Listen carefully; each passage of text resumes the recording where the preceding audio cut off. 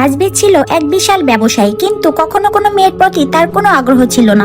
একদিন এমন এক ঘটনা ঘটলো যা তার জীবন পুরোপুরি পাল্টে দিল।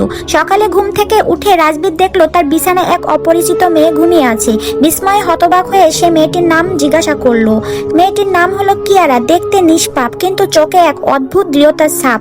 রাজবীর সন্দেহের দৃষ্টিতে তাকালো, মনে মনে ভাবলো হয়তো এই মেয়েও টাকা আর প্রভাবের লোভে এসেছে। তাই কোনো কথা না শুনে 5 কোটি টাকার চেক এগিয়ে দিয়ে বলল, এটা নাও আর চিরদিনের জন্য আমার জীবন থেকে চলে যাও। সবাইকে অবাক করে কিয়ারা সেই চেকটি সেখানেই ছিঁড়ে ফেললো।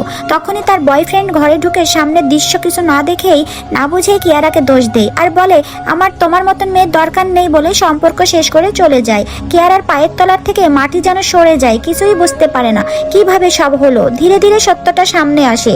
গত রাতে ছিল তার বয়ফ্রেন্ডের জন্মদিন। পার্টিতে ড্রিঙ্কস খাওয়ার পর তার মাথা ঘুরে যায় এবং সে অজ্ঞান হয়ে পড়ে। সকালে ঘুম থেকে উঠে দেখে সে রাজবীরের ঘরে। জানতে পারে কেউ তার ড্রিঙ্কসে কিছু মিশিয়ে দিয়েছিল।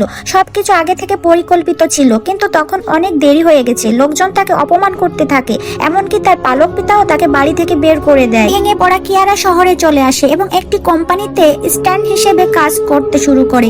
কফি বানায় আর সহকর্মীদের তুচ্ছ তাচ্ছিল্য সহ্য করে। হঠাৎ একদিন কোম্পানিতে নিজে রাজবীর আসে। কিয়ারা ফাইল হাতে দ্রুত যাচ্ছিল, হঠাৎ মাথা ঘুরে পড়ে যায় আর সরাসরি রাজবীরের কোলে এসে পড়ে।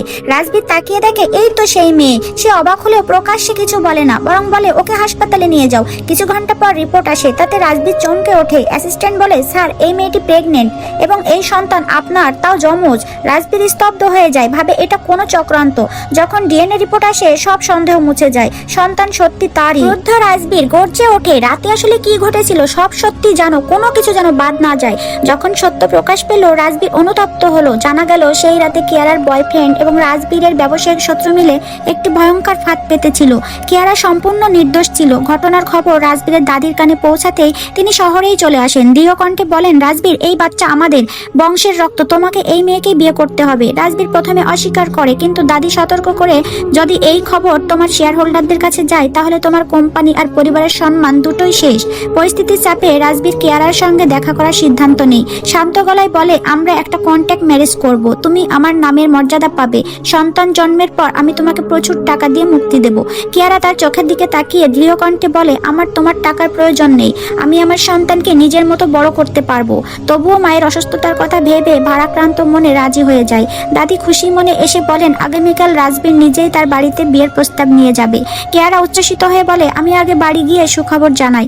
বাড়ি ফিরে এসে অপমানের শিকার হয়। পালক পিতা ঠাট্টা করে বলে, এত অপমানের পরেও ফিরেছো, লজ্জা করে না? চাচাতো বোন রিয়া ঠোঁট উল্টে বলে, দেখো মিথ্যে উপহার নিয়ে এসেছে।